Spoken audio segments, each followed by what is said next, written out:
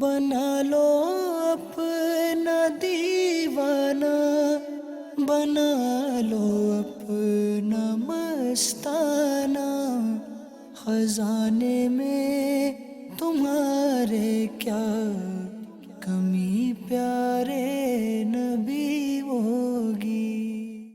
الحمدللہ رب العالمین والصلاة والسلام علی خاتم النبیین، اما بعد فاعوذ باللہ من الشیطان الرجیم، بسم اللہ الرحمن الرحیم۔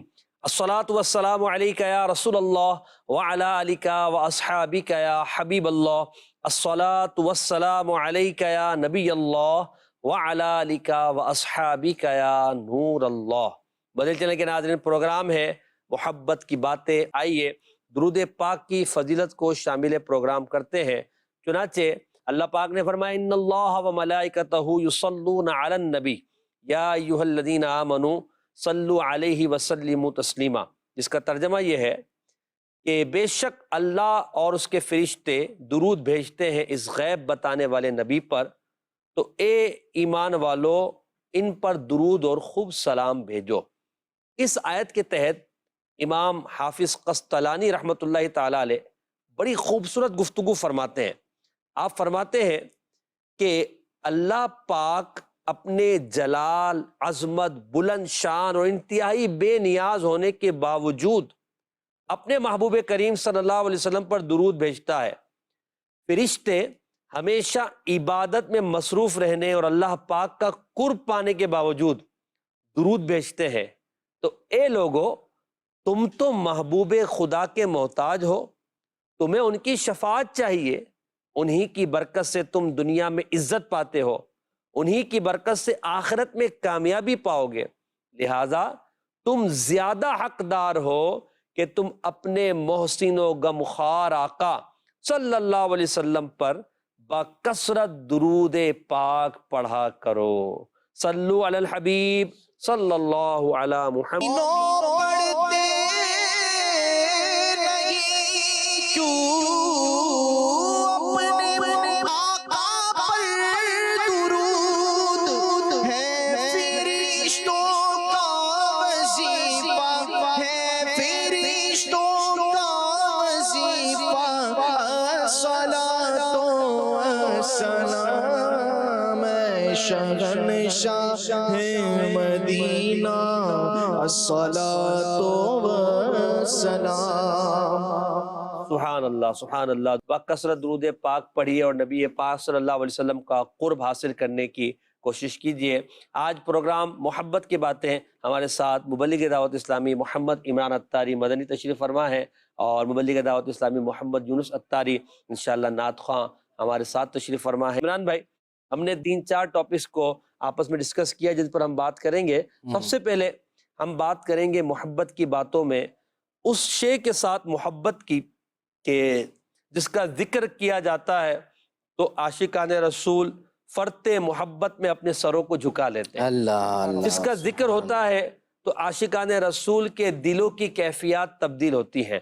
جس کا ذکر ہوتا ہے تو عاشقان رسول محبت و ادب کے ساتھ درود و سلام پڑھنا شروع کر دیتے ہیں۔ جس کا ذکر ہوتا ہے اس شے کے بارے میں تو اس کی محبت میں وارفتگی کا انداز یہ ہوتا ہے کہ لوگ زیارت کے لیے قطاریں لگاتے ہیں۔ اعلان ہو جائے کہ یہ سلسلہ ہے یا اس طرح کا ایک ہمارے یہاں پروگرام ہے کہ جس میں اس محبت کی جس کی طرف لوگوں کی رغبت ہے اس شے کی زیارت کروائی جائے گی تو قطاریں لگ جاتی ہیں۔ جی ہاں، ہم بات کریں گے نبی پاک صلی اللہ علیہ وسلم کے پیارے پیارے منہ مبارک یعنی بال مبارک سے محبت کی۔ منہ مبارک جو ہم کہتے ہیں یہ فارسی کا لفظ ہے، منہ جسے کہتے ہیں، ٹھیک ہے، منہ تو، اور عربی میں اسے کہتے ہیں شعر، اور اردو میں اسے کہا جاتا ہے بال۔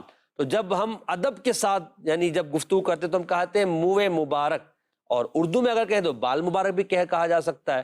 تو نبی پاک کے بال مبارک سے امت کا تعلق کیسا تھا، کیسا ہے، اور یہ تعلق کیوں مضبوط ہوتا رہا، اور یہ محبت کا تقاضا کیوں بڑھتا جا رہا ہے، اس کی وجہ ہے کیونکہ ہمارے اسلاف نے منہ مبارک کے تعلق سے جو ادب و احترام کے پہلو اختیار کیے، اپنے عمل کے ذریعے اور اپنی کتابوں میں نبی پاک کے پیارے بال مبارک کے تعلق سے جو محبت بھری گفتگو کی ہے، جو ادب میں مستغرق ہو کر قلم چلائے ہیں، وہ چیزیں آنے والی نسلوں کو، آنے والے مسلمانوں کو، آنے والے عاشقان رسول کو اس بات کی طرف گامزن کرتی ہے کہ منہ مبارک کا ادب کیسے کرنا ہے۔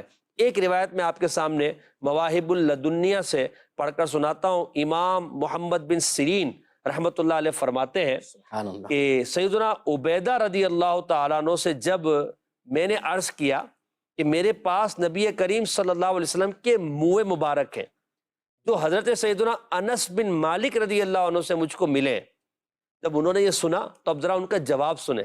انہوں نے فرمایا میرے نزدیک نبی کریم صلی اللہ علیہ وسلم کا ایک منہ مبارک، ایک بال بھی ہونا دنیا اور اس کے تمام ساز و سامان سے زیادہ محبوب ہے۔ سبحان کتنا خوبصورت جملہ ہے۔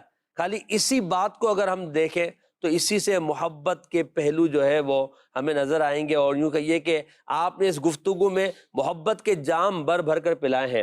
عمران بھائی، یہ جملہ کہ ایک بال مبارک دنیا اور اس کی ساز و سامان سے مجھے زیادہ محبوب ہے، اچھا یہ جو بزرگ ہیں یا جو ہمارے اسلاف ہیں، ان تک یہ جو محبت کا پیغام پہنچا، یقیناً وہ صحابہ کرام کے ذریعے پہنچا، تو اس محبت کے انداز کے تعلق سے بال مبارک کے نبی پاک کے امت کا آپ نے بھی انداز دیکھا ہوگا، کبھی آپ کو بھی زیارت نصیب ہوئی ہوگی، مدنی چینل کے ناظرین نے بھی کئی مرتبہ زیارت کی ہوگی، تو یہ جو تعلق ہمارا بڑھتا جا رہا اور محبت الحمدللہ ہے اور قیامت تک قائم رہے گی نبی پاک کے تبرکات سے۔ منہ مبارک کے تعلق سے آپ کچھ فرمائیں، صحابہ کا انداز کیا تھا اور پھر امت نے اس کو کس طرح آگے بڑھایا؟ سبحان اللہ، کیا بات ہے نبی پاک علیہ الصلوۃ والسلام کے منہ مبارک کی۔ وہ کسی شاعر نے کہا نا کہ کالیاں زلفاں والا ہاں، دکھی دلاں دا سا۔ اگر یہ شعر سن لیں اپنے تو پھر آپ کی طرف آ جائیں گے، تھوڑا سا آپ کو وقفہ اور مل جائے گا، آپ ناراض نہ ہو تو شعر سن لیتے۔ لبیک۔ کالیاں زلفاں والا دکھی دینا دا سہارا، کالیاں زلفاں والا دکھی دینا دا سہارا، قسم خدا دی منو سب نالو پیارا، قسم خدا دی منو سب نالو پیارا، کالیاں زلفاں والا دکھی دینا دا سہارا، قسم خدا دی منو سب نالو پیارا، قسم خدا دی منو سب نالو پیارا۔ سبحان اللہ، کیا بات ہے نبی پاک علیہ الصلوۃ والسلام کے منہ مبارک کی۔ صحابہ اکرام علیہم رضوان نبی پاک صلی اللہ علیہ وسلم سے اتنی شدت سے محبت فرماتے تھے کہ حضور علیہ الصلوۃ والسلام کا جو منہ مبارک ہے وہ تو جسم کا حصہ ہے نا، بال مبارک حضور علیہ الصلوۃ والسلام کے جسم مبارک کا ایک جز ہے، ایک حصہ ہے جسم کا بال مبارک۔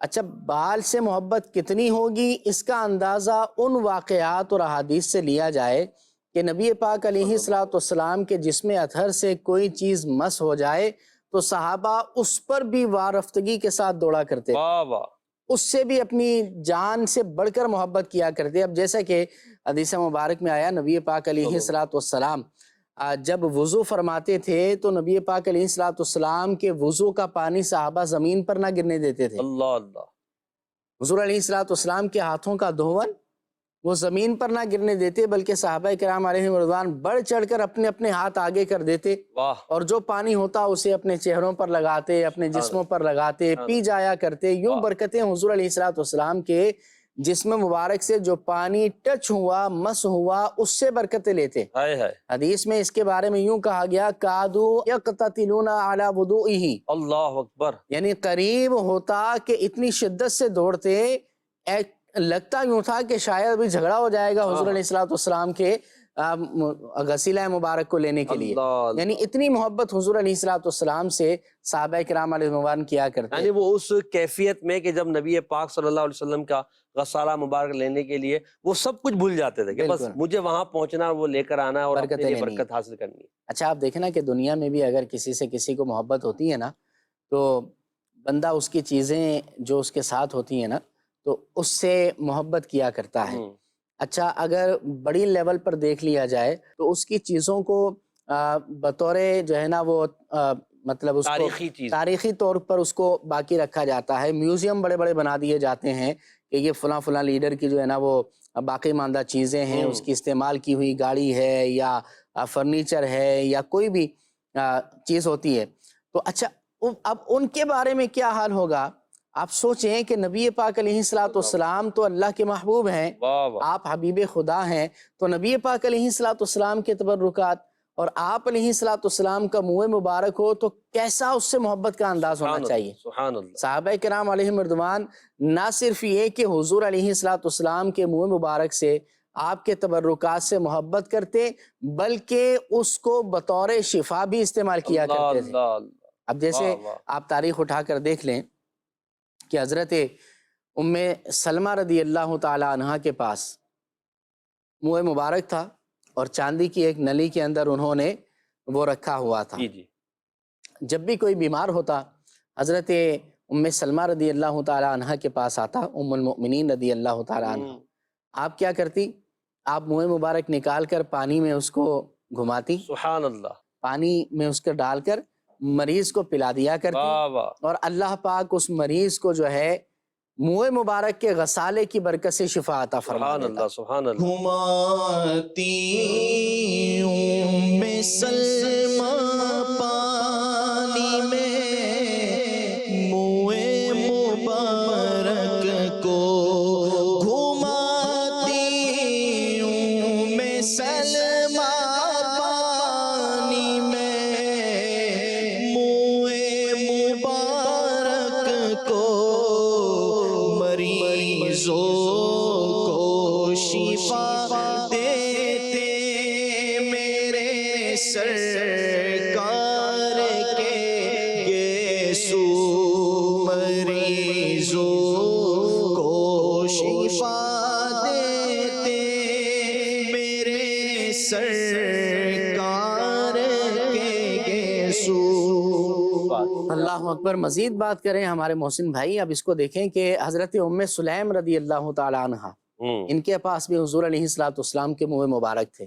ان کے پاس حضور علیہ السلام کے جسم اطہر کا پسینہ مبارک بھی تھا. اللہ کہ حضور علیہ السلام آرام فرما رہے تھے تو انہوں نے حضور علیہ السلام کے پسینہ مبارک کو جو ہے ایک شیشی کے اندر ڈال لیا تھا اور بطور خوشبو اس کو استعمال کیا کرتی. تو نبی پاک علیہ السلام کے تبرکات سے، آپ علیہ السلام کے منہ مبارک سے اتنی محبت ہمارے صحابہ کیا کرتے. جہاں صحابہ اتنی محبت فرماتے، وہیں نبی پاک علیہ السلام کی نوازشات بھی صحابہ پر ایسی ہوا کرتی تھی. کیا بات ہے، ایک موقع پر نبی پاک علیہ السلام نے، آپ صحیح ستہ کو پڑھیں تو آپ کو ملے گا کہ نبی پاک علیہ السلام نے ایک موقع پر اپنے منہ مبارک صحابہ میں تقسیم بھی فرمائے ہیں، سبحان اللہ، سبحان اللہ، عطا فرمائے ہیں. اپنے عاشقوں کو حضور علیہ السلام نے ایسا نوازا ہے. ساری زندگی ہمارے صحابہ جو تھے وہ حضور علیہ السلام کے تبرکات، حضور کی ذات سے، حضور سے جو چیز مس ہو جائے، نبی پاک علیہ السلام کے منہ مبارک سے اپنی جان سے بڑھ کر محبت کیا کرتے. واہ واہ. اور پھر کتنے ایسے حفاظت بھی واقعات. کتنی کیسی فرمائی کہ آج صدیاں گزر گئی ہیں، بالکل یعنی صدیاں گزرنے کے بعد بھی منہ مبارک امت تک جو ہے وہ پہنچتے رہے. یعنی بالکل. صحابہ نے حفاظت کیسے کی. یعنی اللہ. اگر ہم یوں کہیں مدنی چینل کے ناظرین، اولین جب منہ مبارک نبی پاک علیہ السلام کے جن کے ہاتھوں میں پہنچے وہ صحابہ کرام تھے.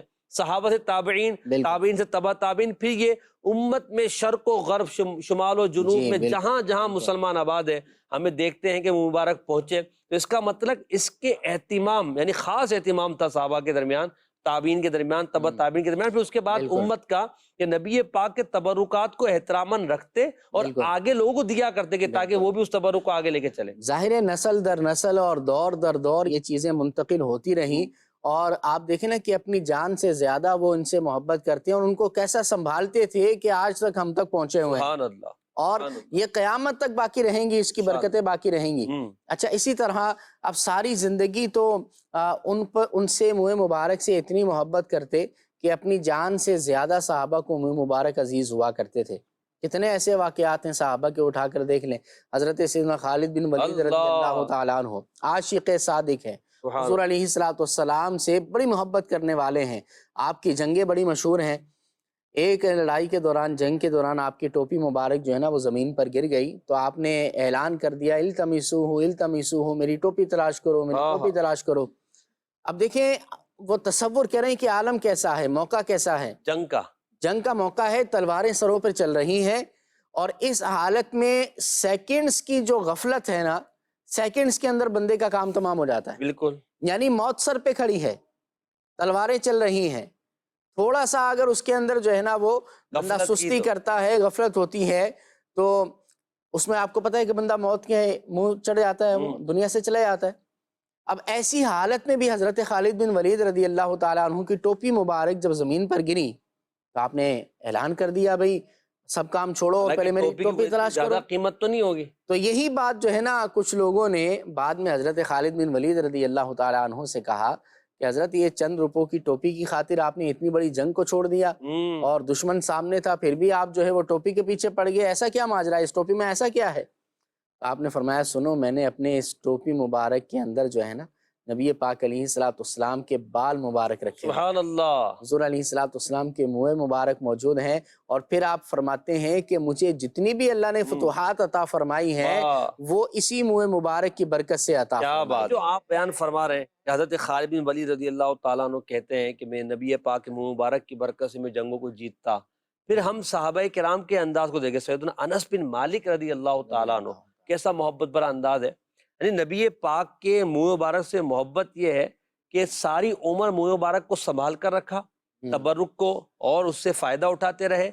جب آپ کی انتقال کا وقت قریب آیا تو آپ نے وصیت کی کہ منہ مبارک میرے ساتھ قبر میں جانے چاہیے۔ فرمایا یعنی اپنے صحابزادوں سے کہا کہ جب میرا انتقال ہو جائے تو یہ نبی پاک کے منہ مبارک ہیں، ان کو میرے کفن میں رکھ دینا اور پھر مجھے اللہ پاک کے حوالے کر دینا۔ یعنی یہ کیسی محبت کا انداز ہے کہ اس محبت کا تقاضا انہیں اس بات پر مجبور کر رہا ہے کہ حضور کے منہ مبارک میں نے جن کو زندگی بھر سنبھال کے رکھا قبر میں میرے ساتھ جائیں۔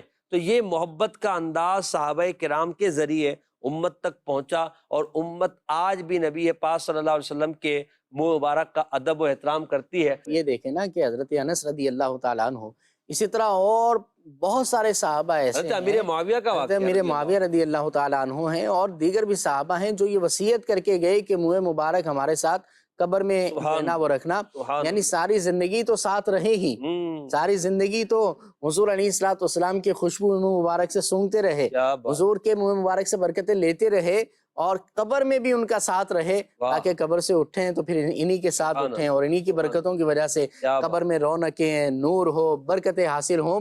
یعنی ساری زندگی تو ساتھ رکھا اور مرنے کے بعد بھی ان کو جدائی برداشت نہیں ہے۔ ایسی محبت صحابہ کرام علیہم رضوان کیا کرتے۔ بلکہ اعلیٰ حضرت رحمۃ اللہ تعالیٰ نے اپنے ایک جو قصیدہ گیسو اعلیٰ حضرت کا ہے، نبی پاک کے گیسو مبارک کا، تو اس میں آپ یہ دعا کرتے ہیں کہ قیامت کی جب دھوپ ہو اور تپش قیامت ہو تو اس وقت نبی پاک کے گیسو مبارک جو ہے وہ ہمارے لیے سایہ ہو جائیں۔ وہ شعر اگر آپ کو یاد ہو تو آپ پڑھ دیں۔ ہم سیاہ کاروں پہ یا رب تپش محشر میں، ہم سیاہ کاروں پہ یا رب تپش محشر میں، سایہ افغن ہو تیرے پیارے کے پیارے گیسو، سایہ افغن ہو تیرے پیارے کے پیارے گیسو۔ کال دیجیے گا۔ ہر مسلمان کو نبی کریم صلی اللہ علیہ وسلم کے منہ مبارک سے محبت ہوتی ہے۔ منہ مبارک کی کیا کیا برکتیں ہیں بیان کر دیں۔ اللہ اکبر، برکتیں کیا کیا بیان کی جائیں۔ ابھی جیسے آپ حضرت نے عمران بھائی نے ایک برکت بیان کی کہ نبی پاک علیہ السلام کے منہ مبارک کو بطور شفا پانی میں گھما کر دیا جاتا تو اللہ پاک جو ہے وہ مریضوں کو شفا عطا فرماتا تھا۔ اور کیا جیسے آج ہم منہ مبارک اپنے پاس ہیں، بہت سارے خوش نصیب ہیں، وہ کیا برکتیں حاصل کر سکتے ہیں منہ مبارک سے؟ برکتیں تو دیکھیں یہ ہیں، جس گھر میں منہ مبارک ہو تو اللہ کی رحمت اس گھر میں ہوا کرتی ہے۔ سبحان اللہ۔ پھر اسی طرح منہ مبارک جس کمرے میں ہو، جس گھر میں ہو، تو منہ مبارک کے سامنے دو زانوں بیٹھ کر بندہ تلاوت قرآن کرے، درود پاک کی کثرت کرے، اور یہ تصور کر کے کرے کہ حضور علیہ الصلوۃ والسلام کی بارگاہ میں موجود سبحان ہیں، اللہ، نبی پاک علیہ الصلوۃ والسلام کے منہ مبارک کے سامنے یہ تمام نیکیاں کرے تو انشاءاللہ بے شمار برکتیں حاصل ہوں گی، انشاءاللہ۔ اور جس نیت سے منہ مبارک کی زیارت کریں اس میں کامیابی نصیب ہوگی۔ اللہ تو منہ مبارک کی برکتیں تو بے شمار ہیں نا۔ آپ دیکھیں صحابہ کرام کے واقعات، مختلف واقعات ملتے ہیں، شفا کے بھی ملتے ہیں، علاج کے بھی ملتے ہیں، اسی طرح یہ فتوحات کے وسیلے بھی کی۔ ملتے ہیں، وسیلے کے بھی ملتے ہیں، تو ان کے وسیلے سے ہم بھی دعا کریں، ٹھیک ہے۔ تو سب سے بڑا دشمن ہمارا شیطان ہے، تو اس سے پناہ مانگے، تو یہ ساری برکتیں منہ مبارک سے الحمدللہ حاصل ہوا کرتی ہیں۔ اچھا ایک بات یہ ہے کہ اب جیسے منہ مبارک ہوتا ہے نا جس گھر کے اندر، تو دیکھیں اس کا ادب و احترام یہ نہایت ضروری ہے، بالکل، ٹھیک ہے۔ اچھا اگر تو منہ مبارک اللہ نے آپ کو عطا فرمایا ہے، اس کا مطلب یہ ہے کہ سرکار کی طرف سے منظوری ہوئی تو آپ کو ملا ہے، سبحان اللہ، یہ آپ پر خاص نظر عنایت ہے سرکار کی، حضور علیہ الصلوۃ والسلام کی، آپ کو یہ برکتیں حاصل ہو رہی ہیں۔ اب اس کا کچھ حق بھی ہے، اس کا سبحان کچھ اللہ۔ ادب بھی ہے، وہ بھی کرنا ہے، اور لازمی طور پر ہونا یہ چاہیے کہ منہ مبارک جس کمرے کے اندر ہونا تو اس کو مسجد بیت بنا دیا جائے، مسجد بیت کیا ہوتی ہے؟ یعنی گھر میں کوئی ایسی جگہ مخصوص کر لی جائے جس کے اندر نماز ہو، تلاوت ہو، اور اسی طرح دیگر ذکر و اذکار ہو، یعنی وہاں پر عبادت ہی عبادت ہو، واہ واہ، وہاں پر دنیاوی گفتگو، وہاں پر جو ہے نا وہ شور شرابہ، وہاں پر ڈانٹ ڈپٹ، یا وہاں پر دنیاوی کوئی کام، ایسا نہیں ہونا چاہیے، اللہ اللہ، بلکہ وہاں پر عبادت ہی عبادت ہو، اور بھلے وہ مخصوص حصہ ہو، اتنا حصہ ہو کہ جس کے اندر ایک مصلی بچ جائے۔ اچھا گویا یوں نہیں تصور کرے کہ جہاں منہ مبارک ہے جس گھر میں یا جس کمرے میں، ہم یہ تصور کریں کہ نبی پاک صلی اللہ علیہ وسلم تشریف فرمائے، اللہ، کیونکہ حضور کا کہ جسم کا حصہ ہے نا، جسم کا حصہ ہے جو ہمارے گھر میں تشریف فرما ہے، یہ کوئی معمولی بات تو نہیں ہے، کتنا بڑا کرم ہوا ہے کہ آپ کے پاس نبی پاک صلی اللہ علیہ وسلم کا منہ مبارک آ گیا۔ اب دیکھیں نا قرآن میں اللہ نے فرمایا کہ لا ترفعوا اصواتکم فوق صوت النبی، کہ نبی پاک علیہ الصلوۃ والسلام کی بارگاہ کا ادب ایک یہ ہے کہ ان کی آواز پر اپنی آواز اونچی نہ کرو، اور جہاں حضور علیہ الصلوۃ والسلام کی بارگاہ کا یہ ادب ہے تو ہمیں اس آیت سے سیکھنے کو یہ ملتا ہے کہ نبی پاک علیہ الصلوۃ والسلام کے جسم مبارک کا حصہ منہ مبارک اگر موجود ہے تو اس کے سامنے بھی تو پھر ہمیں اونچی آواز سے بولنا نہیں ہے، آواز ہلکی ہی رکھنی ہے، صحیح، ذکر و اذکار کا جو طریقہ ہے وہی کرنا ہے، اور وہاں پر عبادت ہی رکھنی ہے۔ ایسا نہ ہو کہ ہم نے ایک کمرے کے اندر کیا کیا ہوا ہے کہ ایک الماری ہی ہے اور اسی کے اندر رکھ دیا ہے، اور پھر ایسا نہ ہو کہ ہمیں اس کی برکتیں نہ ملیں، اس سے ہم محروم ہو جائیں۔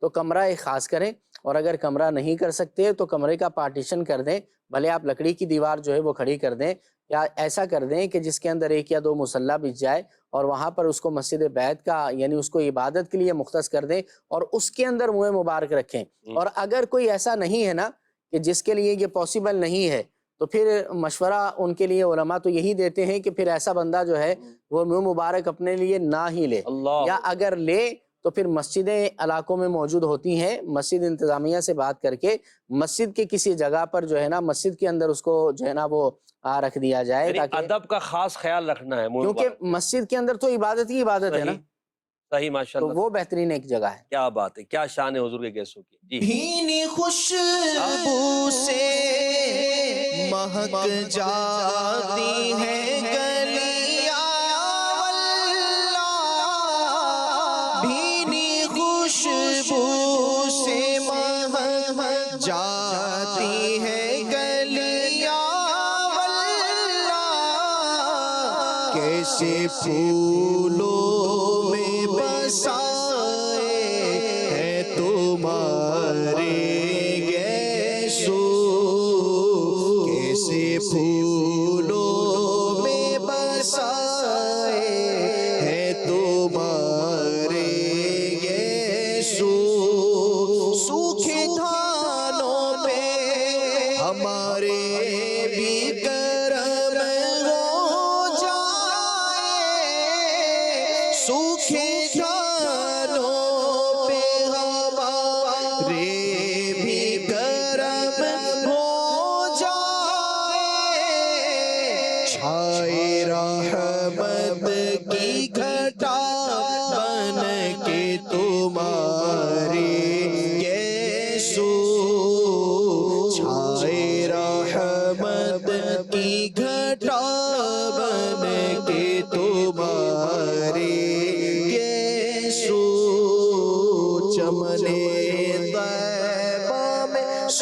سنبل جو سوارے کے سو. سبحان اللہ. ایک اور کال. میں محمد جاوید ٹائم خانی بات کر رہا ہوں جن سبا سندھ سے. یہ مشاہدے میں آیا ہے کہ آپ ماہ مبارک کی جو ہیں وہ بڑھتے ہیں. یہ تو کیا ہمارا مشاہدہ صحیح ہے؟ کیونکہ ہم نے یہاں دیدار کیا ہے, سید ہیں ہمارے پاس, ان کے پاس ہے, تو یہ بڑھتا رہتا ہے. اس کے بارے میں تھوڑا تفصیلاً بتائیں تو مہربانی ہوگی. آپ کا ہی مشاہدہ نہیں ہے, اور بہت سو کا مشاہدہ ہے کہ اللہ کے رحمت سے, اور یہ نبی پاک علیہ الصلوۃ والسلام کا معجزہ ہے کہ آج دیکھیں 1400 سال قریباً گزر گئے نبی کریم علیہ الصلوۃ والسلام کے دنیا سے تشریف لے جائے ہوئے. ظاہری طور پر منہ مبارک آپ کی جسم کا ایک حصہ ہے, بظاہر جدا ہو گیا, مگر نبی پاک علیہ الصلوۃ والسلام کے منہ مبارک کی مزید جو ہے وہ اس میں وہ بڑھتے بھی ہیں, اس کی مزید شاخیں بھی نکلتی ہیں. اور ہم نے تو یہ دیکھا ہے کہ عاشقان رسول جو ہے وہ ان شاخوں کو پھر مزید تقسیم بھی کرتے ہیں. تو یہ تو اللہ کی رحمت ہے, اور نبی پاک علیہ الصلوۃ والسلام کے شان عظمت کا بڑا اس میں کمال ہے اور بیان ہے کہ نبی پاک صلی اللہ علیہ وسلم کے منہ مبارک بڑھتے ہیں, اور بالکل لوگوں کا مشاہدہ ہے, اور لوگ اس کا مشاہدہ کر رہے ہیں اور کرتے رہیں گے. یعنی جب تک نبی پاک کے منہ مبارک کے لوگوں تک پہنچتے رہیں گے, تو آپ کبھی جن کے پاس ہیں تو دیکھیں جا کر, تو آپ کو بھی اندازہ ہوگا کہ بالکل نبی پاک علیہ السلام کے مبارک میں اللہ پاک نے یہ کمال رکھا ہے. کیوں؟ کیونکہ ہمارا عقیدہ ہے تو زندہ ہے واللہ, تو زندہ ہے واللہ, میرے چشم عالم سے بڑھ ہے واللہ, تو زندہ ہے واللہ, تو زندہ ہے واللہ, تو زندہ ہے واللہ, میرے چشم عالم سے چھپ جانے والے, میرے چشم عالم سے چھپ جانے والے, میرا دل بھی چمکا دے چمکانے والے. سبحان اللہ سبحان اللہ. معاشرے کا ایک ایسا ٹاپک ہے عمران بھائی کہ جس پر یقیناً بات ہونی چاہیے اور محبت میں اضافہ ہونا چاہیے. یقیناً جو مقتدائے دینی ہوتے ہیں, جن کو اللہ پاک نے مقام دیا ہوتا ہے کہ وہ لوگوں کی رہنمائی کر رہے ہوتے ہیں دین کے معاملے میں, اور اللہ کے قریب لوگوں کر رہے ہوتے ہیں, ان کا مقام و مرتبہ ایک جدا ہوتا ہے, اور اسے شریعت نے بھی ایک امتیاز عطا فرمایا ہے. انہی اگر ہم افراد میں دیکھیں تو ایک بہت بڑی شخصیت جن کا شاید ہمارا روزانہ کا واسطہ پڑتا ہے, اور وہ ہے امام مسجد. امام مسجد کیونکہ مقتدائے دینی ہے, امام مسجد ہماری نمازوں کا ضامن ہوتے ہیں, امام مسجد اکثر عالم دین ہوتے ہیں, ہمارے بہت سارے مسائل کا حل بیان کرتے ہیں.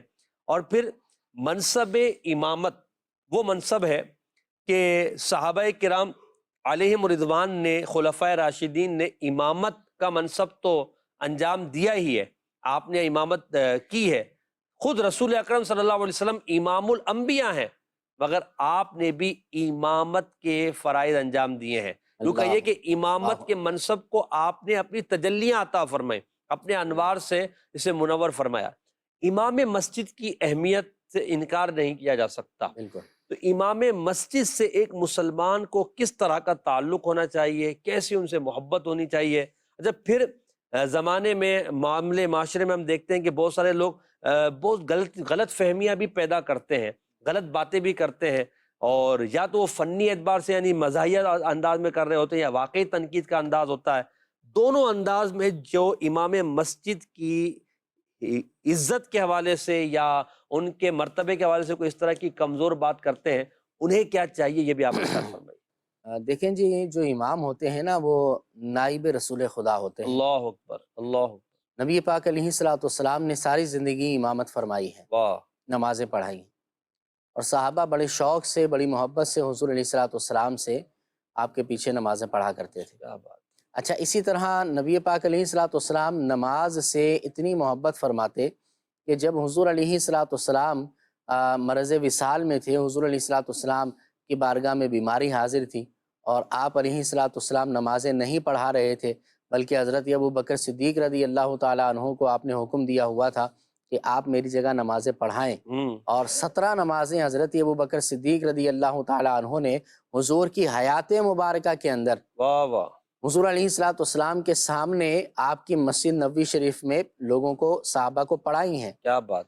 यानी उलमा फरमाते हैं कि वो शख्सियत के जो हुजूर अलैहिस्सलाम की हयात में हुजूर के नाइब हैं, हुजूर अलैहिस्सलाम की नियाबत में मुसल्ला इमामत पर मौजूद हैं, नमाज़ें पढ़ा रहे हैं, तो ये इस बात की दलील है कि हज़रत अबू बकर सिद्दीक़ रज़ी अल्लाह ताला अन्हु ही वो मुक़द्दस ज़ात हैं कि हुजूर अलैहिस्सलाम के पर्दा फरमाने के बाद जिनको पहला खलीफा बनाया जाना था, जिनका हक था कि जो है ना पहला खलीफा बनाया जाए। क्यों? इसलिए कि हुजूर अलैहिस्सलाम ने अपनी हयात में ही अपना खलीफा इनको मुसल्ला इमामत पर बना दिया। क्या बात है, यानी तो हज़रत नाइब बना दिया कि मेरी जगह ये है। तो अब हुजूर अलैहिस्सलाम के ज़ाहिरी पर्दा के फरमाने के बाद भी यही मुस्तहिक है, लिहाजा हज़रत अबू बकर सिद्दीक़ रज़ी अल्लाह ताला अन्हु पहले खलीफा बने और सहाबा किराम अलैहिम रिज़वान ने आपके हाथ पर बैअत की। सही। तो अब उन दिनों के अंदर भी हुजूर अलैहिस्सलाम जमात से इतनी मोहब्बत फरमाते हैं कि हुजूर अलैहिस्सलाम जो है अपने हुजरा मुबारक से खिड़की में से जमात के मनाजिर देखा करते थे और मोहब्बत से हुजूर अलैहिस्सलाम देखा करते थे उसको। फिर वो वाक़यात हैं कि हुजूर अलैहिस्सलाम बाहर तशरीफ़ ले आए और हज़रत अबू बकर सिद्दीक़ पीछे हो गए, आपने फिर जो है वो आगे बढ़कर नमाज पढ़ाई, वो भी एक इश्क वाली दास्तान है। वाह वाह। तो बहरहाल नबी पाक अलैहिस्सलाम ने इमामत फरमाई है, ना सिर्फ लोगों की बल्कि हुजूर तो इमामुल अंबिया भी हैं। है बैतुल मुक़द्दस में हुजूर अलैहिस्सलाम ने तमाम अंबिया और मुरसलीन की इमामत फरमाई है। तो अब जो इमाम मौजूद हैं मस्जिद के, तो वो दौर दर दौर जाकर ऊपर जाकर तो वो किसके नाइब बनते हैं? नबी पाक अलैहिस्सलाम के। यानी इन्होंने आइम्मा किराम ने वो शोबा इख्तियार किया जो हुजूर अलैहिस्सलाम ने सारी जिंदगी अपनाए रखा। अल्लाहु अकबर। खुलफाए राशिदीन ने इख्तियार किया, हमारे असलाफ ने इख्तियार किया। तो अब इससे अंदाजा कर लें कि कितनी मोहब्बत एक इमाम के साथ होनी चाहिए, कितना उसका अदब करना चाहिए। और अल्लाह का एहसान है कि मुसलमान जो है ना इमाम का अदब किया करते हैं, अल्हम्दुलिल्लाह। हमने यहाँ तक के वाक़यात देखे हैं मोहसिन भाई, आपका भी शायद तजर्बा हो कि बाज़ लोग जैसे सिगरेट पीते हैं ना, तो जैसे कोई इमाम आता है तो अपनी सिगरेट या तो पीछे छुपा लेते हैं या फिर जो है ना उसे बुझा कर फेंक देते हैं। जी जी। तो बहरहाल अदब करते हैं और तकरीम भी करते हैं और अल्हम्दुलिल्लाह मुसलमान आइम्मा किराम का साथ भी देते हैं और बहरहाल मज़ीद इसको बढ़ाना चाहिए। लिहाजा आइम्मा किराम से मोहब्बत होनी चाहिए। अलबत्ता बाज़ औक़ात होता यह है ना कि जैसे आपने कहा गलत फहमियाँ भी होती हैं। असल में होता यह है कि ज़ाहिर है कि इमाम भी एक बशर है, इंसान है, और गलती का होना, कोई मिस्टेक का होना, ये इस बात की अलामत होती है कि ये बंदा फरिश्ता नहीं है, सही, ये इमाम है। तो अब ज़ाहिर है जिस तरह आप किसी भी फील्ड में हैं, आपसे मिस्टेक्स हो जाती हैं, आपसे कुछ गलत काम हो जाते हैं या कोई जो है ना वो गलती आपसे हो जाती है, तो भाई इमाम भी इंसान ही है। अगर उससे कोई गलती हुई है तो अगर उसकी इस्लाह करनी है तो इस्लाह बराए इस्लाह करें। सही। और यूं करें कि अकेले में तवज्जो दिला दी जाए कि हुजूर ये चीज़ है, मेरी नाक़िस फ़हम के अंदर तो ये यूं है, आप इरशाद फरमा दें कैसा है। तो बहरहाल अच्छे अंदाज के अंदर एक अच्छा ताल्लुक होना चाहिए। आप देखें कि इलाके के अंदर जो इमाम होता है, बच्चा पैदा होगा तो इमाम अजान देने जाएगा, है। अच्छा, इसी तरह शादी ब्याह होगी तो निकाह वगैरह के लिए इमाम साहब आएंगे, हैं। अच्छा, इसी तरह घर में कोई और तकरीब है या नया घर खरीदा है या कोई भी आपने काम किया है, दुआए खैर के लिए इमाम आपके साथ है। अच्छा, इसी तरह ज़िंदगी के कितने मामलात आपके ऐसे हैं, आपके शादी के बाद आपके बच्चे हो गए, निकाह पढ़ा दिया, फिर शादी के बाद बच्चे हो गए आपके, तो आपके बच्चों को पढ़ाना किसका काम है? इमाम इलाके का पढ़ाता है या मस्जिद का अमला मौज़िन वगैरह पढ़ाता है। तो अब इसी तरह सारी जिंदगी तो इमाम ने आपका साथ दिया, आपने कितना साथ दिया इमाम का? क्या साथ दे इमाम का? अच्छा, इसी तरह मैं इसको कंटिन्यू करता हूँ, सारी जिंदगी तो साथ दे दिया, जब आप मर जाएंगे ना जनाजा भी इसने पढ़ाना है। अल्लाह अकबर, अल्लाह अकबर। सही। यानी जनाजा भी फिर इमाम आकर पढ़ाएगा आपका। सही। यानी वो ज़ात के जो सारी जिंदगी आपके साथ है और आपके मरने के बाद भी जो है ना, बल्कि आप देखेंगे कि कई मस्जिदों के अंदर हमारे नाजरीन ने भी और आप लोगों ने भी शायद ये दुआ सुनी हो कि कई इमाम दुआएं करते हैं अपनी नमाजों में अक्सर कि ऐ अल्लाह हमारे जो नमाजी फौत हो गए हैं उनकी बख्शिश फरमा। आप देखें, औलाद अगरचे दुआ ना करती हो, भले अरसा बीत गया हो किसी की वफात को, औलाद याद ना करती हो, रिश्तेदार याद ना करते हो, वो दुआ ना करते हो, लेकिन इमाम अक्सर इस तरह दुआ करता है कि जो मेरे नमाजी फौत हो गए हैं اے اللہ ان کی بلا حساب بخشش سبحان فرما، ان کے درجات کو بلند فرما، گناہوں کو معاف فرما۔ تو بھائی جب مرنے کے بعد کوئی ایسا دوست تو بنا کر جائیں جو آپ کے مرنے کے بعد جو ہے نا دعا کرتا رہے۔ اللہ اللہ اللہ، کیا بات ہے۔ پھر یہ آپ نے جو ذکر کیا نا جیسے امام کی تعظیم، اور اس کے لیے ایک جملہ کہیں پڑھا تھا، اچھا لگا تو میں نے کہا عرض کروں کہ امام ہمارے آگے ہوتا ہے، یعنی ساری زندگی امام ہمارے آگے ہے۔ ہاں امام سے بندہ آگے نہیں بڑھ سکتا سوائے اس وقت کہ جب مر جائے، مرنے کے بعد امام سے آگے ہوتا ہے، امام پیچھے اللہ ہوتا ہے۔ اکبر۔ ہماری دنیا میں کوئی خصومت، کوئی لڑائی جھگڑا اگر معاذ اللہ ہو گیا ہے وہ اپنی جگہ ہے، ان کے امام صاحب کے اخلاقیات وہ سب اپنی جگہ، جو شریعت انہیں کہتی ہے انہیں کرنا چاہیے، بالکل مگر ایک امام ہونے کی حیثیت سے مسجد کا، کیونکہ وہ ہماری نمازوں کا ضامن ہے۔ بالکل، ہم جب نماز پڑھتے ہیں تو کیا کہتے ہیں؟ امام صاحب کی پیچھے امام، اقتدام ہے، اور پھر احادیث بھی موجود ہے نا، امام کی نماز مقتدی کی نماز ہے۔ ایسے ہی۔ تو یہ کتنی بڑی برکت ہے کہ ہم نے امام کو اپنی نمازوں کا جب ضامن بنا لیا، جسے ہاں۔ اللہ کی بارگاہ میں حضوری کا ہم نے ضامن بنا لیا کہ اس کے وسیلے سے آگے بڑھ رہے ہیں۔ پھر باقی مزید چیزوں یہ میں- کہ امام کی وجہ سے ہماری نمازوں کا ثواب بڑھ جاتا ہے۔ اے ہے بھائی جماعت کے ساتھ نماز کی جو فضیلت آئی ہے، ایک حدیث میں جماعت سے نماز پڑھنا تنہا نماز پڑھنے سے 27 درجے زیادہ افضل ہے۔ سبحان اللہ، ایک سبحان حدیث میں 500 درجے بھی آیا، مختلف پھر اور بھی روایتیں موجود ہیں۔ تو کس وجہ سے؟ اللہ، امام کی وجہ سے امام کی وجہ سے تو جماعت جماعت ہوئی نا۔ ہو گئی امام سے ساتھ، جماعت امام کے بغیر جماعت ہو نہیں سکتی۔ جماعت ہے، امام ہے تو جماعت ہے نا، ہاں، بالکل۔ بغیر امام کے جماعت کہاں کیا ہوتی بات ہے؟ اگر ہم کہیں کہ اس معاشرے میں جہاں دعوت اسلامی نے ایک بہت بڑا انقلاب پیدا کیا ہے، وہیں الحمدللہ شیخ طریقت امیر اہل سنت دامت برکاتہ العالیہ کی تربیت اور آپ کے ملفوظات کا نتیجہ ہے کہ آپ نے لوگوں میں امامت کے منصب کو اس طرح اجاگر کیا ہے کہ لوگوں کے دلوں میں امام کی محبت و اہمیت کو اللہ کی رحمت سے بڑھایا ہے اور راسخ کیا ہے، یہاں تک کہ امامت کے منصب سے لوگ پیچھے ہوتے جا رہے تھے۔ امیر اہل سنت کی تربیت، دعوت اسلامی کا دینی ماحول، اور اللہ کی رحمت ہے کہ آج ہم دیکھتے ہیں کہ امامت کے حوالے سے ہمارے معاشرے کا ایک بہت بڑا طبقہ ہے کہ جو امامت کے تعلق سے ایک اچھا پازیٹیو ذہن بھی رکھتا ہے، اور خود بھی اپنی اولاد کے لیے چاہتے ہیں کہ وہ امامت کریں۔ یہاں امیر سنت کا ایک جملہ میں ضرور کوٹ کروں گا۔ جی امیر سنت فرماتے ہیں کہ امامت کی جو تنخواہ ہے نا، امامت کی جو سیلری اور آمدنی ہے، 100%۔ یہ 100% حلال ہے، سبحان یعنی اس سے زیادہ پاکیزہ روزی مجھے کہیں نظر نہیں آتی۔ اور پھر اچھا، خود امیر اہل سنت دامت برکاتہ العالیہ نے بھی ایک عرصے امامت فرمائی، نور مسجد میں آپ جی نے جی۔ امامت فرمائی، بادامی مسجد میں بھی غالباً اچھا، امامت اس فرمائی۔ میں یہ بھی ہے محسن بھائی کہ بہت سارے امام، بلکہ اکثریت ایسی ہے کہ اگر وہ چھٹی کرتے ہیں نا جی، تو اپنی سیلری میں سے کٹوتی بھی کرواتے ہیں۔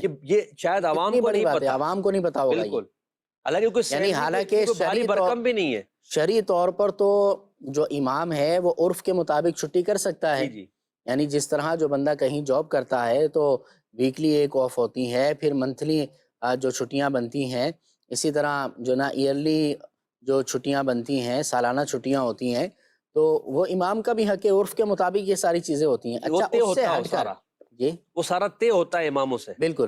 اچھا، اس کے علاوہ اگر چھٹی کوئی کرتا ہے میں نا چاہتا تو ہوں کہ دعوت اسلامی کے تقریباً الحمدللہ ہمارا یہ نظام ہے کہ امام خود اپنی جو ہے نا وہ چھٹیاں کٹواتا ہے کہ بھائی میں اتنی نمازوں میں نہیں تھا، اس وجہ سے کہیں گیا ہوا تھا، یا مجبوری تھی فلاں نما کا، تو وہ ساری اپنی کٹوتی اس حساب سے کرواتا ہے۔ سبحان اللہ۔ عوام کو یہ اس کا آئیڈیا نہیں ہوگا، پتہ نہیں عوام تو ہوگا۔ یہ دیکھتی ہے امام صاحب مسلح پہ نہیں، تو وہ باتیں بنانا شروع کر دیتے ہیں بعض لوگ کہ دیکھو امام صاحب چھٹیاں کر رہے ہیں، حالانکہ وہ کسی مجبوری کی وجہ سے چھٹی کرتے ہیں، تو جی پیچھے جی۔ آپ نے کہا کہ اپنی تنخواہ میں سے مائنس کرواتے ہیں، تو اب وہ رقم روک لیتے ہیں۔ بالکل، اب جیسے آپ نے امیر اہل سنت کی بات کی نا، مجھے ایک واقعہ یاد آیا۔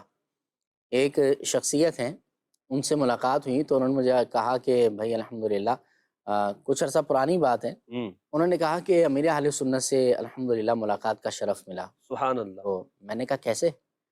یعنی کہ کچھ تاجران جمع ہوئے تھے، تو وہ مل کر جو ہے نا مجلس تاجران کے ذریعے سے امیر اہل سنت کی بارگاہ میں گئے تھے ہم لوگ، اور پھر ملاقات کی۔ یہ کرونا کے بعد کی بات ہے، اچھا اچھا، ٹھیک ہے؟ تو تاجران جمع ہوئے تھے تو مل کر امیر اہل سنت کی بارگاہ میں حاضری ہوئی تھی۔ میں نے کہا اچھا کیا ہوا؟ تو انہوں نے کہا کہ یار اور تو سب کچھ ٹھیک ہوا، اور امیر اہل سنت سے برکتیں بھی ہم نے لیں، علمی سوال جواب بھی ہوئے، امیر اہل سنت نے تربیت بھی فرمائی، لیکن ایک بات مجھے بہت زیادہ میں ان سے انسپائرڈ ہوا۔ میں نے کہا کیا وجہ تھی، کیا بات تھی وہ؟ کہنے لگے یار ہم نے جب ان سے کہا نا کہ مزید آخری کہ آپ کیا پیغام دیتے ہیں، کیا کہیں گے آپ، تو انہوں نے کہا کہ یار اپنے علاقوں کے امام کا خیال کرو۔ واہ واہ واہ واہ۔ اچھا وہ بندہ کہتا ہے کہ ہم یہ جو ہے نا وہ سوچ رہے تھے، ہمارا ذہن تھا کہ جو ہے نا وہ ظاہر ہے کہ کسی کے پاس جائیں تو دعوت اسلامی کے اربوں کا خرچہ ہے، اپنا خرچہ سب کچھ بتائیں گے۔ ہے، تو یہ باتیں شاید ہوں گی، تو یقیناً یہ بات بھی ہوتی ہے، لیکن اس وقت انہوں نے کہا کہ امیر اہل سنت نے فرمایا کہ یار اپنے اپنے علاقے کے نا اماموں کا خیال کرو۔ سبحان اللہ سبحان کہ اللہ۔ امام جو ہے وہ علاقے کا ایک معاشرے کا طبقہ ایسا ہے کہ جو ضرورت ہے اس بات کی کہ ان کا ساتھ دیا جائے۔ جی جی، تو یہ ولی کامل کا سوچ کا انداز ہے کیا بات، کہ اس وقت بھی جو شخصیات آئی ہیں اپنے لیے کچھ نہیں مانگ رہے واہ واہ۔ ہیں، ائمہ کرام کا بھلا چاہ رہے ہیں کہ بھائی ٹھیک ہے ہمارے ائمہ کرام کا جو ہے نا وہ بھلا ہو جائے۔ اور بالکل جب امام جو ہے اپنی جگہ پر مضبوط ہوں گے، ان کی حیثیت مستحکم ہوگی، تو وہ دین کا کام بھی بڑا کر سکیں گے۔ بالکل تو ہمیں اپنے اماموں سے محبت کرنی چاہیے۔ مسجد کی آباد کاری میں امام کا بڑا کردار ہے۔ بالکل بارش ہو، سردی ہو، گرمی ہو، کیسا بھی موسم ہو، امام صاحب مسجد میں مصلی پر تشریف فرما ہوتے ہیں اور امامت کراتے ہیں۔ تو اللہ کرے ہم اماموں کے ساتھ اپنے تعلقات کو مزید بہتر کریں، اور جہاں تک ممکن ہو اپنے مسجد کے ائمہ کرام کی، مؤذنین کی ہمیں مالی خدمت بھی کرنا چاہیے تاکہ وہ اپنی ضروریات کو پورا کر سکے۔ اب اس میں مصلے، چٹائیاں، تو تسبیحاں، تو عطر، یہ بھی بعض اوقات دیے جاتے ہیں، ٹھیک ہے، مگر مشورہ یہ ہے، امیر سنت فرماتے ہیں کہ اگر آپ مدد کرنا چاہتے ہیں ان کی، بلکہ اپنے لیے ثواب کمانا چاہتے ہیں، تو ان کو نقد رقم دیں تاکہ وہ اپنے بچوں اور گھر کی دیگر ضروریات میں اس کو استعمال کر سکے۔ اللہ پاک ہمیں اپنے ائمہ کرام، مسجدوں کے اماموں کی تعظیم و تکریم کی توفیق عطا فرمائے، ان سے اچھی محبت کا ہمیں تعلق قائم رکھنے کا ذہن عطا فرمائے، آمین۔ آئیے کچھ کال لیتے ہیں۔ محسن بھائی کی بارگاہ میں عرض ہے، جہاں موئے مبارک جس کو عطا کیے گئے تو ہم اس کو دوسروں کے گھروں میں زیارت کے لیے لے کے جا سکتے ہیں، جہاں اسی گھر میں، اسی کمرے میں آ کر لوگ زیارت کریں، اور زیارت کرنے سے پہلے ہمیں کیا اچھی نیتیں کرنی چاہیے، اس کے بارے میں بھی رہنمائی فرما دیجیے۔ ماشاءاللہ، دیکھیں لے جانے میں تو کوئی حرج نہیں، مگر وہی جو عمران میں نے فرمایا کہ ادب اور احترام کا جو تعلق ہے، جو انداز ہے، وہ اپنے جگہ برقرار رہنا چاہیے، بے ادبی کا کوئی شائبہ نہیں ہونا چاہیے۔ ان تمام چیزوں کو ملحوظ خاطر رکھتے ہوئے آپ بالکل زیارت اپنے گھر میں کرائیں یا کسی اور کے گھر میں لے کے، بعض اوقات مساجد میں، محافل میں زیارتیں ہوتی ہیں، بالکل لے جا سکتے ہیں، مسئلہ نہیں۔ اچھی نیت کیا کرنی چاہیے؟ سب سے پہلے تو یہ نیت کریں کہ نبی پاک علیہ الصلوۃ والسلام کے جسم مبارک کے ایک حصے کی زیارت کے لیے جا رہا ہوں، نبی پاک کا قرب پاؤں گا، درود پاک پڑھوں گا، منہ مبارک کے وسیلے سے دعا مانگوں گا، یہاں اللہ کی رحمت نازل ہوگی تو اس رحمت کا حصہ پاؤں گا، اور بہت ساری نیتیں آپ کر سکتے۔ صحابہ کرام جو ہے منہ مبارک کی تعظیم کیا کرتے تھے، تو ان کی ادا کو ادا کروں گا، سنت صحابہ پر عمل کروں گا۔ اللہ پاک ہمیں منہ مبارک کا ادب عطا فرمائے۔ اس میں یہ بھی ہے، اب جیسے ایک گھر سے دوسرے گھر میں لے جانے کی یا کسی جگہ لے جانے کی بات کی نا، تو ہم نے جو اپنے بڑوں کا عمل دیکھا ہے نا، وہ یہ دیکھا ہے کہ منہ مبارک اگر اٹھانا بھی ہے نا تو کسی سید زادے سے اٹھواتے ہیں، سبحان اللہ، یعنی ہم اگر گہرے اس قابل سید ہیں، کہاں، ہم اس قابل کہاں، اے تو سید زادوں سے اٹھوایا جائے، اس کو غسل دینا ہے تو بھی سید زادے سے ہی کروایا جائے، اور زیادہ اب جیسے روز ہی کہیں نہ کہیں لے جا رہے ہیں تو میرے خیال ہے اس سے تو بچنا چاہیے، سالانہ طور پر کہیں لے جائیں تو وہ ایک الگ بات ہے، جی جی، اور کوشش یہ ہو کہ وہیں پر جو ہے نا وہ زیارت ہو جہاں پر ماشاءاللہ، موجود ہے، ماشاءاللہ، تاکہ جو ہے نا کوئی بے ادبی کا شائبہ نہ رہے۔ ماشاءاللہ، کالز دیجیے گا۔ ماشاءاللہ آپ کا پروگرام بہت اچھا ہے۔ علم ایک روشنی ہے جس کے ذریعے انسان رائے حق کو حاصل کرتا اور صحیح اور غلط کی پہچان کرتا ہے۔ پوچھنا یہ ہے کہ حصول علم کے آسان ذرائع کیا کیا ہو سکتے ہیں، ان کے بارے میں رہنمائی فرما دیجیے۔ انشاءاللہ عز و جل عرض کرتے ہیں، علم کے موضوع پر بھی ہمیں انشاءاللہ کچھ گفتگو کرنی ہے۔ ایک اور کال دیجیے گا۔ مدنی پھول عطا فرمائیے، جس کا عمل ہو بے غرض اس کی جزا کچھ اور ہے۔ انشاءاللہ عز و جل۔ ایک اور کال۔ حضور میرا سوال عرض یہ ہے کہ عالم کو یقیناً جاہل پر فضیلت حاصل ہے، اور جہالت ایک بہت بڑی چیز ہے، پھر کیا وجہ ہے کہ ہماری قوم علم دین سے دور ہوتی چلی جا رہی ہے؟ براہ کرم علم دین سے دوری کے کچھ اسباب بتا دیجیے۔ انشاءاللہ علم کے تعلق سے دو سوالات ہوئے ہیں، اور ہمارے سائل نے یہ بھی کہا کہ جس کا عمل ہو بے غرض اس کی جزا کچھ اور ہے، تو یعنی للہیت کے ساتھ، کسی اخلاص کی کے ساتھ۔ اخلاص کے ساتھ، کسی کی مال کی طرف، کسی کی توجہ کی طرف، کسی کی داد کی طرف، کسی کی شاباش کی طرف توجہ نہ ہو، بس اللہ پاک کی رضا کی طرف توجہ، پھر عمل کریں تو اس کی جزا تو پھر انشاءاللہ عز و جل اللہ پاک جب قیامت میں عطا فرمائے گا، اللہ نے چاہا ہمارے نیارے ہو جائیں گے۔ علم پر بات کرنی، علم سے محبت، علم سے محبت تو علماء سے بھی محبت ہوگی۔ صحابہ کرام علیہ رضوان کی علم سے محبت کی ایک بات میں عرض کر کے پھر آپ کی طرف بڑھتا ہوں۔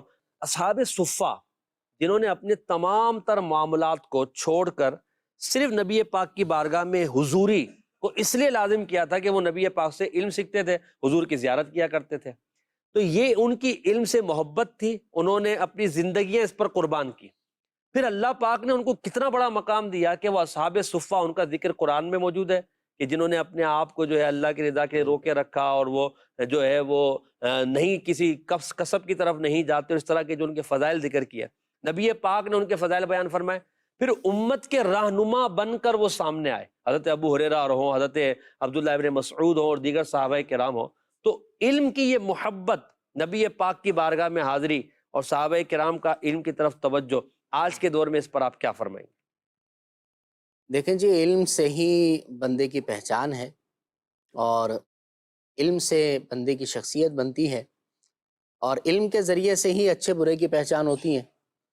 تو بہرحال علم حاصل کرنا چاہیے، دنیاوی علم بھی اس نیت سے حاصل کریں کہ ہم دین کو سمجھیں گے اس سے، صحیح، کیونکہ بہت ساری دینی چیزیں بھی ایسی ہیں کہ جو دنیاوی علم کے ساتھ ہی بندہ سمجھ سکتا ہے۔ مثال کے طور پر پڑھنا لکھنا ہے، یا اگر میتھ کوئی بندہ پڑھتا ہے تو اس نیت سے پڑھیں کہ چلو وراثت کے احکام میں مجھے جلدی سمجھ میں آ جائیں گے، زکوٰۃ کے مسائل سیکھتے ہو۔ زکوٰۃ کے مسائل جو ہے وہ جلدی سمجھ میں آ جائیں گے، تو اس میں بھی اچھی نیتوں کے ساتھ کریں، اور دینی علم جو ہے نا وہ ہونا چاہیے۔ اور نبی پاک علیہ الصلوۃ والسلام کے فرامین موجود ہیں کہ اطلبوا العلم ولو بالصین، علم حاصل کرو اگرچہ چین جانا پڑے، یعنی دور دراز کا سفر بھی اگر علم حاصل کرنے کے لیے کرنا پڑے تو دور دراز جا کر بھی علم دین حاصل کرو۔ اسلاف کے بڑے بڑے واقعات ہیں، ٹائم مختصر ہے ورنہ پھر واقعات پر بات کریں۔ بہرحال یہ جو سوال ہوا کہ دور حاضر میں علم حاصل کرنے کے آسان ذرائع کون سے ہیں، تو بہرحال اس کا تو جواب یہی ہے کہ ہر بندے کے لیے جو ہے نا اس کی طبیعت کے مطابق آسان ذرائع ہوں گے۔ اگر کوئی جو ہے نا وہ ٹین ایجر ہے اور فارغ ہے، کچھ بھی نہیں کر رہا، تو اس کے لیے تو آسان ذریعہ یہی ہے کہ جا کر مدرسے میں داخلہ لے، جامعۃ المدینہ میں داخلہ لے، اور وہ درس نظامی کرے، عالم کورس کرے، حفظ کرے، جو ہے وہ دین کو پڑھے، تو اس کے لیے یہ آسان ہے۔ اچھا، کوئی ایسا بندہ ہے کہ جو فیملی والا آدمی ہے اور اسی طرح جاب بھی کرتا ہے، اب اس کے لیے آسان ذریعے وہ مختلف ہوں گے کہ مدنی قافلوں میں سفر کرے، ادھر جا کر جو ہے وہ علم دین حاصل کرے۔ اسی طرح جو ہے نا وہ مدنی چینل دیکھے، علم دین حاصل کرنے کا بہترین ذریعہ ہے۔ اسی طرح دعوت اسلامی نے مختلف اپلیکیشنز دے دی ہیں، ان کو جو ہے وہ ڈاؤن لوڈ کرے اور اس سے جو ہے وہ علم دین حاصل کرے۔ تو اپنی طبیعت کے اعتبار سے غور کرنا پڑے گا کہ بھئی میرے لیے کیا چیز اور کون سا ذریعہ آسان ہے، کیونکہ محسن بھائی لازمی نہیں جو چیز میرے لیے آسان ہو وہ آپ کے لیے آسان ہو، اور یہ بھی لازمی نہیں کہ جو چیز آپ کے لیے آسان ہے وہ میرے لیے بھی آسان ہو۔ بہت ساری چیزیں ایسی ہوں گی کہ آپ کے لیے وہ چٹکی بجانے کا ٹائم ہوگا، آپ کے لیے بڑا ایزی ہوگا، لیکن میرے لیے مشکل ہوگا، کیونکہ طبیعتیں مختلف ہیں، روٹین مختلف ہے۔ تو ہر بندہ بہرحال جستجو پہلے یہ پیدا کریں کہ علم حاصل کرنا ہے، میں نے علم کی محبت تو آئے، پہلے علم کی محبت جب آئے گی، جستجو محبت آئے گی، جستجو آئے گی، تو پھر آپ کہتے ہیں نا کہ شوق اور ذوق اپنا راستہ خود ہی بنا لے۔ واہ واہ واہ، جیسے پانی اپنا راستہ بنا لیتا ہے۔ اور پھر یہ فیضان آن لائن اکیڈمی دعوت اسلامی کا اتنا بڑا تحفہ ہے کہ آپ گھر بیٹھے دنیا میں آپ جہاں کہیں بھی ہیں، آپ ایون کہ آپ سفر میں ٹریول کر رہے ہیں، تب بھی آپ فیضان آن لائن اکیڈمی کے ذریعے آپ علم حاصل کر سکتے ہیں۔ تقریباً 33 courses Faizan on line academy میں شارٹ ٹائم اور لانگ ٹائم پہ کروائے جا رہے ہیں۔ تو فیضان آن لائن اکیڈمی کو آپ ذرا جوائن کریں اور دیکھیں کہ آپ کے لیے کون سا آسان کورس ہو سکتا ہے، وہ کورس آپ کریں۔ آپ اپنے گھر کی اسلامی بہنوں کو، اپنی بچیوں کو آپ یہ کورس کروائیں۔ دنیا میں آپ کہیں بھی رہتے ہیں، علم حاصل کرنے کا ایک بہترین اور آسان ذریعہ فیضان آن لائن اکیڈمی ہے۔ انشاءاللہ عز و جل علم پڑھتے رہیں گے، سیکھتے رہیں گے، آپ کے گھر کی اصلاح ہوگی، ہماری اپنی اصلاح ہوگی، اور انشاءاللہ علم بڑھتا رہے گا، جہالت دور ہوگی۔ اور علم سے محبت یہ ایک مسلمان کے لیے ضروری اس لیے ہے کہ نبی کریم صلی اللہ علیہ وسلم نے علم کے فضائل بیان کیے ہیں، اور دعوت اسلامی الحمدللہ علم کی اشاعت میں اپنا کردار ادا کر رہی ہے۔ مدنی مذاکرے بھی علم کا ایک بہترین ذریعہ ہے۔ ہم اپنے پروگرام کو شیئر پر ختم کریں گے۔ اللہ کریم ہم سب کو آج کے اس پروگرام کی برکتوں سے مالا مال فرمائے، آمین۔ اسلام کی تعلیمات اور دین کے احکامات، اسلام کی تعلیمات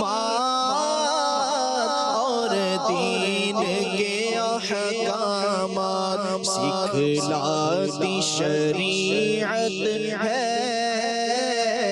یہ دعوت اسلامی بنا لو اپنا دیوانہ بنا لو اپنا مستانہ خزانے میں تمہارے کیا